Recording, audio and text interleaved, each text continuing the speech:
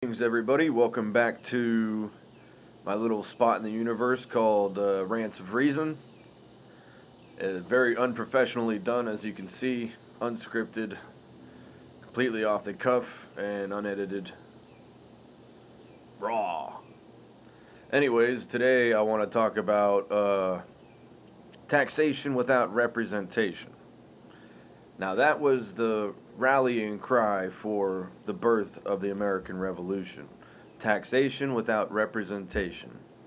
That was the whole problem of the day, was that we had all these people that came over here to this uh, new land that would later be called America, or maybe it was already was. I can't remember. I know that it was named after a cartographer named Amerigo Vespucci, and he was the first person to draw the two continents on one map, uh, and then so we called it America.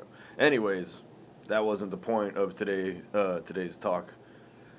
I was talk I was talking about taxation without representation. So you had all the people that came over here that were living in the new land, which is America, and they were working, building, and sweating, slaving, all this stuff. And they were being taxed, but they had no say in what would happen with those taxes because it was the King of England and all that stuff going on. Anyways, taxation without representation was the motto of our nation. And it's very easy to say that we're in that situation again, where we're being taxed and we don't really have much representation in how that tax is spent or what's done with it or all this other stuff. And even if you even want to say that some people are represented, the only people that can be represented under the system is the party that wins the election. So if you're a Republican and a Democrat wins, then you could easily say that you're not represented. If you're a Democrat and a Republican wins, you can easily say that you are not represented. But one thing's for sure, if you are an independent or third party, you absolutely can make the claim that you are not represented. You're still taxed just like everyone else. And that's how I feel. Uh, is that the more that I make, the more that I'm taxed. But given my political minority standpoint, I can never really be represented under this system because what represents me will never get the funding because the funding comes from the capital and the capital is in the hands of the 1%. And so I it's going to be hard for us to be represented once you wake up because you're up against the masses, which are, pretty much under a spell. The best way to put it, they're under a spell of biased narratives and a lot of fictitious stuff. They're under the spell. And it's easy for them to say that they're represented because they're just regurgitating what the top tells them to want, and then they want the top. So it's they might think that they're represented, but they're really not because the interests that are being served usually aren't their interests. It's the interest of the people telling them, the people on the top. Anyways, taxation without representation.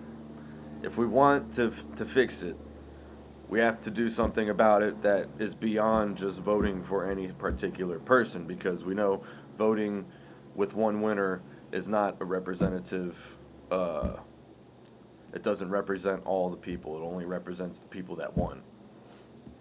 So we need new ways at the core of the system. And that's why I've come up with the idea of the people's budget. And hopefully you've already heard me talk about it once or twice. I'm trying to get people to know about this concept because I think that it's perfect.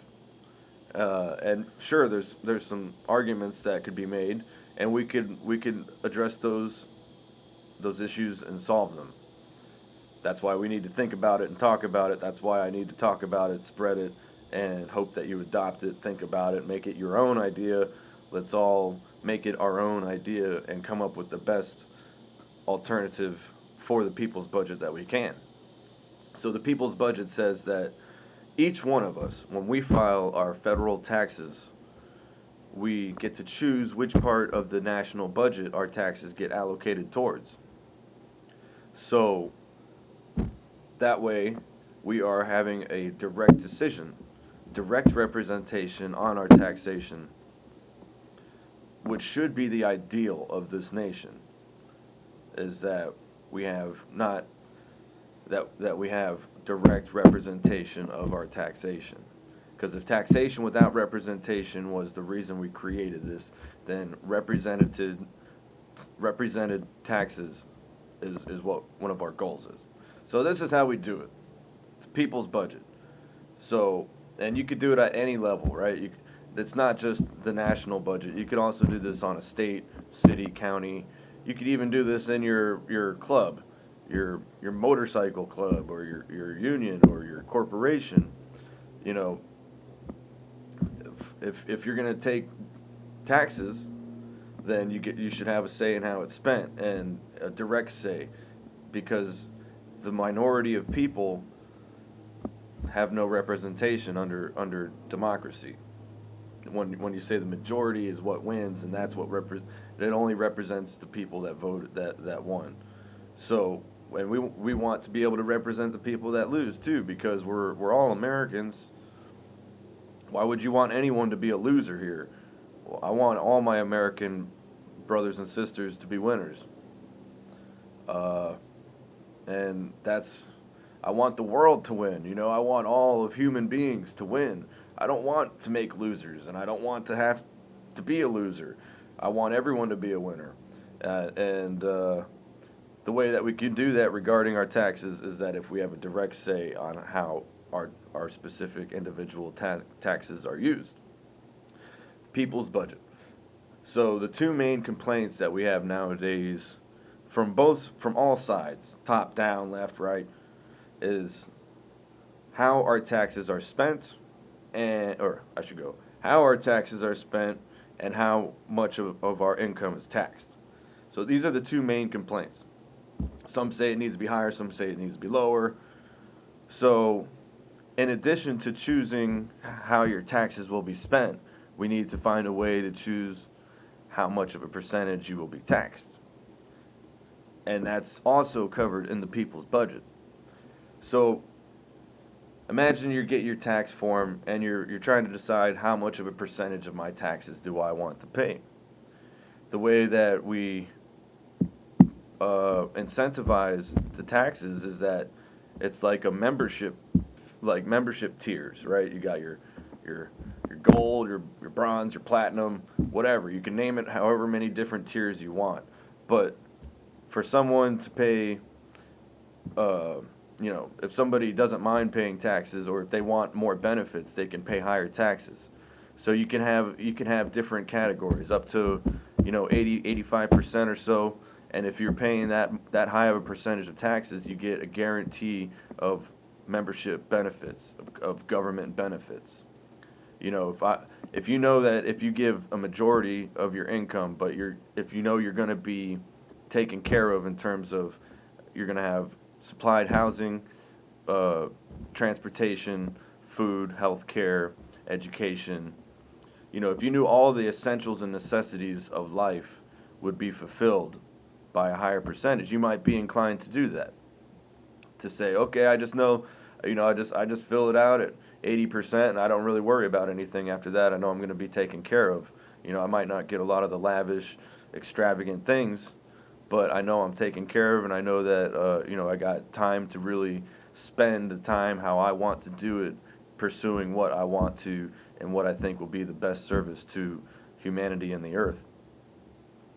Or you could go, oh, I only want to pay 5%. I really don't want the government to get a lot of my money. I'm just going to pay 5%, and I'm not going to get much benefits from, in terms of transportation, housing, and stuff, but I'll be more independent and self-sufficient. So there you've got the two different types of people and mentalities and they're both satisfied under the same system. And that's really, utilitarianism, like the best for the best, for the most, the best for the most, greater good.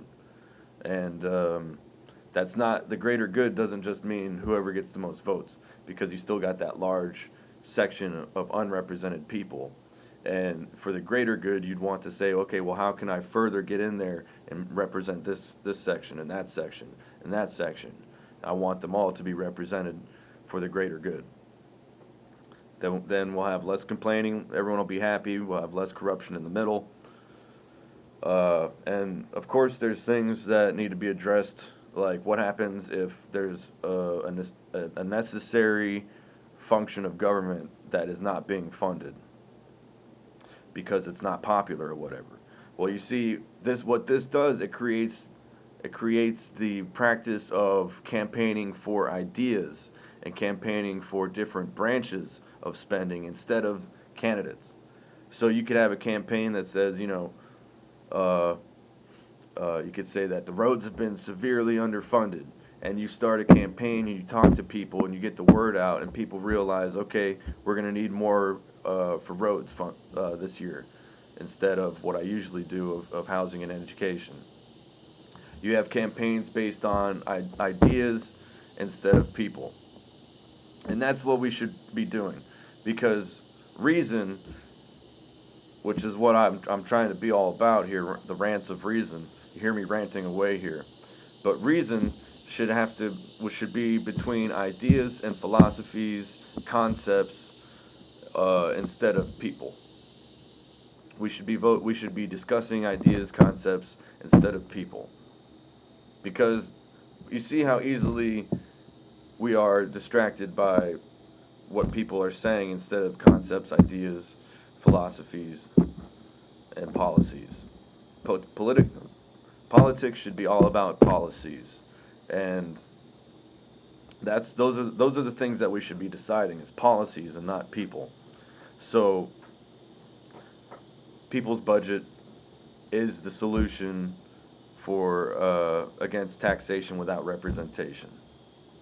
And I'm gonna be saying this a lot. I hope other people start saying it and talk about the people's budget or taxation without representation. Uh, in addition to taxation without representation, all right. So we got the people's budget, which is one solution. Another additional solution, which should go with that, is the House of the People. And what that does in our legislative branch, it adds to Congress the House of the People, which is a, um, a direct representation of all of us. So essentially, with the House of the People, we would all be voting on the same exact things that Congress will be voting on, because we'll be part of Congress. And it makes it so that we have incentive to pay attention and to learn and to talk about policies, and it gives us a sense of ownership in this nation. Because for any of us that don't vote or are part of a third party or independent, we feel like we have no decision making power or any ownership in what goes on. And in such a way, a lot of the things that happen that our government doesn't represent us. So, the House of the People is to address the legislative side of not being represented, because in Congress we have the Senate and we have the House of Representatives, and the House of Representatives is supposed to be our representative branch in legislation, but anyone can see that the House of Representatives does not represent them for the most part. So let's represent ourselves with the House of the People. And we have the technology now. That institution was created during a time of horseback and carriage. So people in the southern part of the nation, how are they going to be represented? It's not like all of us can hop in our horseback and carriage and go up to D.C. to vote on something. So we said, let's just send that guy and tell him to do this. and that was the original way that it was done. But now it's so complex. Uh, you know, sorry. Uh, we don't do that anymore. We're not limited to how we can represent ourselves. So now we could all represent ourselves in an instant. We could contact anyone on this planet and have our will represented within seconds. So uh, the House of the People would create a framework where any voting citizen can vote on all the same issues that the Senate will. And there'll be many different ways they can do this. And that's all up to how we create it and how much we put into it. We could literally have like old school phone booths that are voting booths now. And whenever it's convenient, step in and vote. You could have it on computers. You could have it on phones. You could do text. You could do websites. There's a million different ways that we can represent ourselves and tie it all into the same database of scorekeeping, right? Uh, and it wouldn't replace the Senate. The Senate would still exist. We could even keep the House of Representatives if we want, but to add the House of the People to that would at least give us a public survey, so people would know, so that our representatives would know what we think about stuff, and it wouldn't be skewed by the big mainstream media, and their different ways of rigging the questions or maybe even complete fictitious results. If we found a way to make it a truthful, accurate uh, representation of us. So today is all about taxation without representation, um, and for people to realize that that is the core issue of why of their angst and their displeasure with the government. It's because they feel like they're unrepresented, but they're still taxed, and so there doesn't have to be a violent revolution or a civil war or anything like that. we, it's written into our Constitution that it can be malleable, that we can make amendments, we can have constitutional conventions. There's so many ways that we can peacefully handle this without anyone ever having to get hurt or you know any of that. Nothing, no damage has to be done for us to have a peaceful change here that would represent everybody. So, and I'm anti-war. I'm anti-war. I'm anti every kind of war. I'm anti-civil war. I don't want a civil war. I don't want a foreign war. I don't want a war between nations. I don't want a war between corporations. I don't want a war between parties. I don't want a war on drugs. I'm anti-war, and I understand if some people aren't. So let them choose how their taxes are spent. Let me choose how my taxes are spent, and we won't have to have any problems with each other. So a peaceful way to solve the dilemma that we're in. First is to know what the dilemma is. The dilemma is taxation without representation, the same thing that our forefathers dealt with. It's the entire like backbone of the concept of this country is taxation without representation. So the goal is to have represented taxation. So we need to get this idea out there. We need to build upon it, perfect it, and we won't get it right. There's no guarantee that we're going to get it right off the bat. That's the core principle is that we get to choose where our taxes are spent and how much of a percentage we spend on our taxes. So those are the two main goals. And I think that I've explained it pretty clearly, but I'm completely open to people wanting to help brainstorm. If you have any questions, let's talk about it. And if there's any friendly amendments that we can make to the concept, I'm all for it, because I want it to be the best idea that we can come up with as a group, as a nation. So, people's budget, House of the People. Let's talk about those, or at least think about it. And I guess that covers it for now. What I wanted to say. And thanks again for listening to all this. I know there's a million other things out there that are more entertaining, but I feel that this is more important, is to address the issues of our society and to try to collectively come up with a solution to solve it. Anyways, y'all have a nice day. Thanks for listening to Rants of Reason.